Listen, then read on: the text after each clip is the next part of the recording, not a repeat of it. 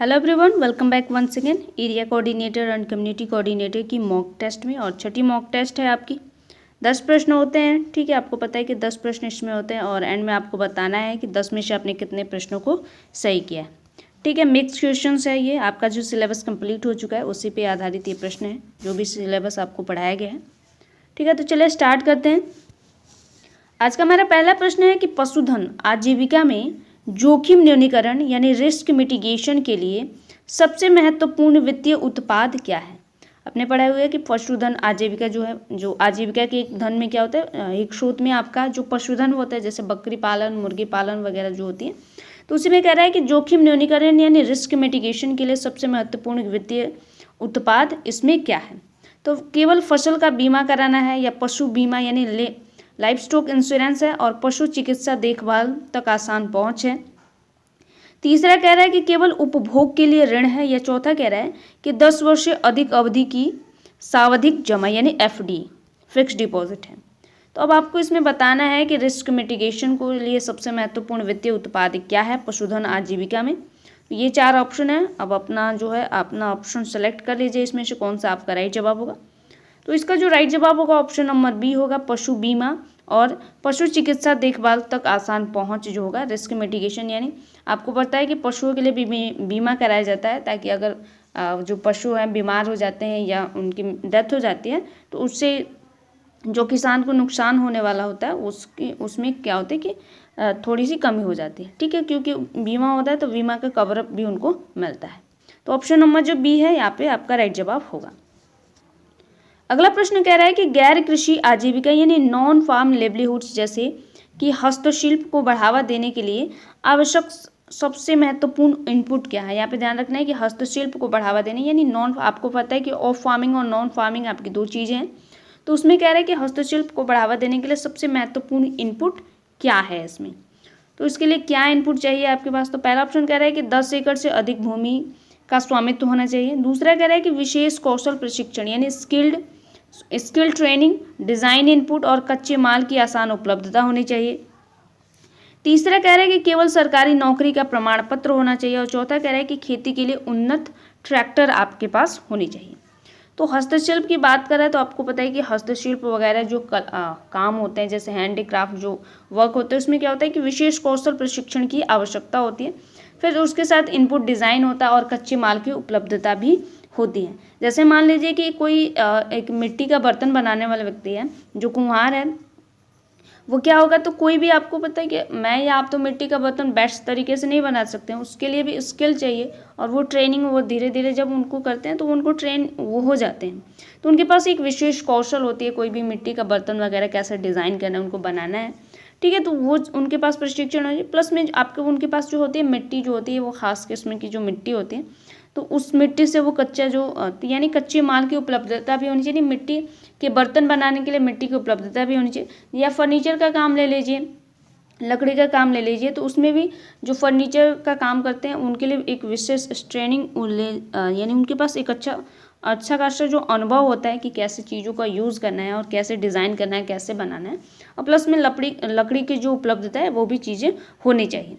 तो गैर कृषि आजीविका के लिए जो हस्तशिल्प को बढ़ावा देने के लिए जो सबसे महत्वपूर्ण इनपुट होता है, एक तो कौशल प्रशिक्षण होना चाहिए, प्लस डिज़ाइन वगैरह करने की इनपुट्स भी उनमें होनी चाहिए, और माल की उपलब्धता भी होनी चाहिए। तो ऑप्शन नंबर जो बी है आपका यहाँ पे राइट जवाब है। अगला प्रश्न कह रहा है कि बैंक सखी यानी बैंक सखी का उपयोग किए जाने वाले माइक्रो एटीएम यानी माइक्रो एटीएम का सबसे महत्वपूर्ण सुरक्षा फीचर क्या है, जो वित्तीय साक्षरता प्रशिक्षण का हिस्सा होता है। जो बैंक सखी वगैरह होती हैं, आपको पता है कि वो क्या करते हैं कि वो जो मेंबर्स होते हैं, सेल्फ हेल्प ग्रुप्स के मेंबर्स जो होते हैं, उनकी हेल्प वगैरह करती हैं। तो उसी में कह रहा है कि सबसे महत्वपूर्ण सुरक्षा फीचर क्या है, यानी उनका जो माइक्रो एटीएम होता है उसमें जो वित्तीय साक्षरता का एक हिस्सा है, तो उनका सबसे जो महत्वपूर्ण सुरक्षा फीचर उसमें क्या मिलता है आपको।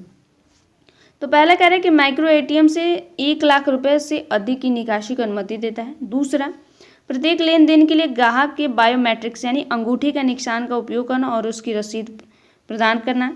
तीसरा कह रहा है कि माइक्रो एटीएम में 24 घंटे नकद उपलब्ध रखना। और चौथा कह रहा है कि माइक्रो एटीएम को केवल बिजली जनरेटर से जोड़ना। तो यहाँ पे वित्तीय सुरक्षा की बात कर रहे हैं, यानी फाइनेंशियल जो सिक्योरिटी की बात कर रही है। तो आपको पता है फाइनेंशियल सिक्योरिटी क्या होती है कि कोई भी अगर आपका पैसा निकाल लेगा तो फिर वो सिक्योरिटी काहे की रही। तो ऑप्शन नंबर यहाँ पे बी होगा। प्रत्येक लेन देन के लिए क्या किया जाता है कि बायोमेट्रिक्स, जैसे आप अपना वो क्या करते हैं, मेंबर्स जो होते हैं अपना अंगूठा लगाते हैं, और जब अंगूठा लगता है तो वो निशान मतलब फिक्स हो जाता है कि हाँ जो व्यक्ति है वही पैसा निकाल रहा है, और उनको क्या मिलती है, एक रसीद वगैरह भी मिलती है। तो ये सबसे सुरक्षित जो चीज़ें होती है। जैसे आप भी अगर एटीएम वगैरह से पैसा निकालते हैं तो आपको एक पिन मिलता है, जो आप पिन डालेंगे एटीएम लगा के, आप जब पिन जनरेट डालते हैं तभी आपको होता है कि वो कंफर्म होता है कि हाँ जो आपका ही एटीएम है, और आपने क्योंकि आपके पास उसका कोड है तो आपका वो एटीएम हुआ। तो वैसे ही सेम चीज़ें होती हैं कि अगर कोई मेंबर्स है जो पैसा निकालने जा रहा है सेल्फ हेल्प ग्रुप्स का, तो वो अपना अंगूठा का निशान देता है, फिर उसको रसीद दी जाती है कि हाँ आपने पैसा निकाला। तो ये सबसे सुरक्षित फीचर होता है। तो ऑप्शन नंबर जो बी होगा आपका राइट जवाब होगा। अगला प्रश्न कह रहा है कि सेल्फ हेल्प स्तर पर बजटिंग का सबसे व्यावहारिक उद्देश्य क्या है। ठीक है, यहाँ पे ध्यान रखना है कि बजटिंग जो की जाती है सेल्फ हेल्प ग्रुप्स में, बजट जो बनाया जाता है, हमने बजटिंग के सारे चरण वगैरह सारी चीज़ों को बहुत अच्छे से देखा हुआ था। ठीक है, तो उसमें पूछ रहा है कि सबसे इसका व्यावहारिक उद्देश्य क्या है। तो पहला ऑप्शन कह रहा है कि समूह के सभी सदस्यों के लिए 100% सरकारी नौकरी की गारंटी देना। दूसरा कह रहा है कि समूह के उद्देश्यों जैसे आजीविका निवेशकों को प्राप्त करने के लिए अनुमानित आय और व्यय को अग्रिम रूप से योजनाबद्ध करना और फंड के उपयोग को प्राथमिकता देना। तीसरा कह रहे हैं कि केवल बैंक से ऋण प्राप्त करने के लिए झूठे वित्तीय दस्तावेज तैयार करना। और चौथा है समूह के सदस्यों को 500 रुपये का वार्षिक बोनस देना। तो आपको पता है कि जैसे हमने पढ़ा था कि बजटिंग वगैरह में क्या होता है, बजट बनाने के लिए पहला तो आपके इनकम के स्रोत होने चाहिए कि इनकम आपका पैसा कहाँ से आ रहा है, प्लस आपके जो मंथली खर्चे हैं उसका रिकॉर्ड आपके पास होना चाहिए, तब आप अच्छे से बजट बनाएंगे। तो वही होगा इसका उद्देश्य, यानी ऑप्शन नंबर बी होगा। समूह के उद्देश्यों को प्राप्त करने के लिए अनुमानित आय और व्यय को अग्रिम रूप से योजनाबद्ध करना और फंड का उपयोग को प्राथमिकता देना। जैसे मैंने एग्जाम्पल के लिए समझाया भी था कि जैसे आप अपने खर्चे का, जैसे आपके पेरेंट्स वगैरह हैं तो वो भी अपना बजट रखते हैं कि इतना इस महीने में खर्चा अगर बढ़ रहा है तो इधर कटौती करते हैं, तो बाकी सारी चीज़ें वो कवर करते हैं। ठीक है, तो पहला तो इनकम का स्रोत आपको आना चाहिए कि पैसा कहाँ से आ रहा है, आपकी सैलरी से आ रही है, आपके बिजनेस से आ रहा है, प्लस पैसा कहाँ कहाँ पे आपको खर्च करना है, कितना आप पैसा वेस्ट कर रहे हैं गलत जगह पे खर्च करके, या ये सारी चीज़ों को हमने बहुत अच्छे से कवर यहाँ पे किया हुआ था। ठीक है, क्लास में भी देखा था और प्रैक्टिस सेट में भी उसको किया हुआ था। तो ऑप्शन नंबर जो बी होगा इसका राइट जवाब होगा।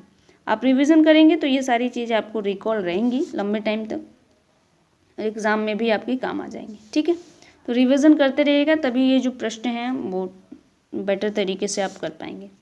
कह रहा है कि सतत जीविकोपार्जन योजना के तहत ग्रेजुएशन अप्रोच मॉडल में लाभार्थियों को एक निश्चित अवधि के बाद सरकारी सहायता से बाहर निकालने यानी एग्जिट फ्रॉम असिस्टेंस का प्राथमिक मानदंड क्या है। आपको पता है कि जो ग्रेजुएशन अप्रोच हमने सतत जीविकोपार्जन में पढ़ा था, इसी का मानदंड पूछ रहा है कि क्या है।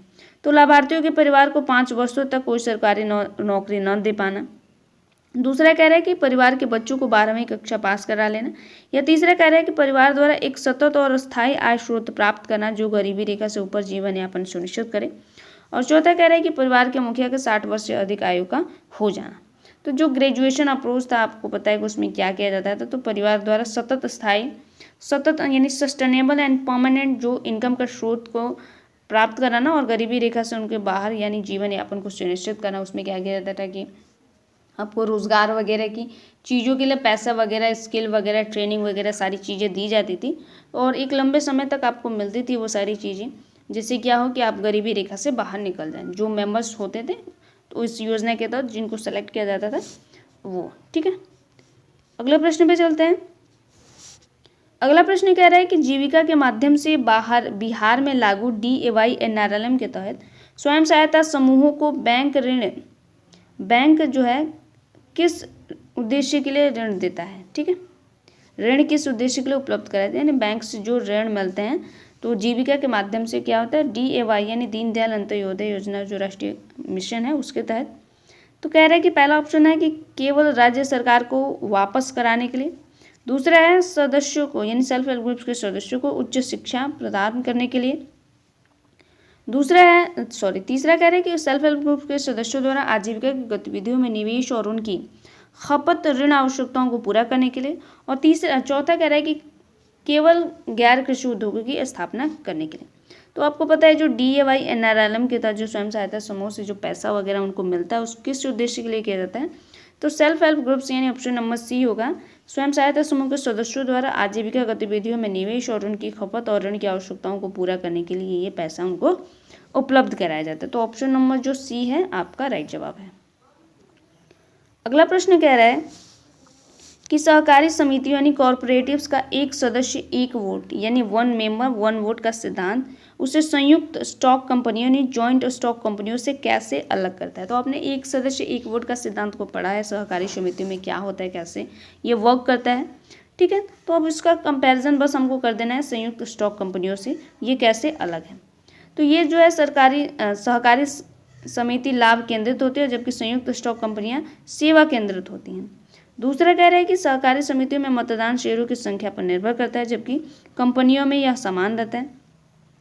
तीसरा कह रहा है कि सहकारी समितियों में नियंत्रण पूंजी या शेयर धारकों पर आधारित होता है, जबकि कंपनियों में लोकतांत्रिक होता है। और चौथा कह रहा है कि सहकारी समितियों में लोकतांत्रिक नियंत्रण सुनिश्चित होता है, जबकि कंपनियों में नियंत्रण पूंजी व शेयर धारकों पर आधारित होता है। तो आपको पता है जो सहकारी समितियाँ यानी जो सोशल मेंबर्स होते हैं, जो कॉर्पोरेटिव्स होते हैं, सोशल कॉर्पोरेटिव जो होती हैं, उसमें क्या होता है कि सहकारी समितियों में लोकतांत्रिक नियंत्रण सुनिश्चित होता है, यानी जो मेंबर्स होता है सामूहिक निर्णय पे काम करते हैं। जबकि अगर आप एक कंपनी में जाएंगे, जैसे आपकी प्राइवेट जो कंपनी है, वहाँ पे क्या होता है नियंत्रण व पूंजी शेयर धारक पर आधारित होते हैं, यानी जिसकी कंपनी है वो उसी पे आधारित होता है। लेकिन सेल्फ हेल्प ग्रुप्स में ऐसा नहीं होता। जो सहकारी समितियाँ होती हैं ऐसा उसमें नहीं होता है, उसमें लोकतांत्रिक प्रक्रिया होती है, उसमें सामूहिक निर्णय लिया जाता है। लेकिन जो निजी कंपनी होगी उसमें सामूहिक निर्णय नहीं होगा, जिस व्यक्ति ने पैसा लगाया उस कंपनी में वो सारी चीज़ों को करता है, ठीक है। तो ऑप्शन नंबर जो डी होगा यहाँ पे आपका राइट जवाब होगा। अगला प्रश्न कह रहा है कि भारत में पंचायती राज की शुरुआत करने का पहला राज्य कौन सा था और किस तिथि को हुई थी।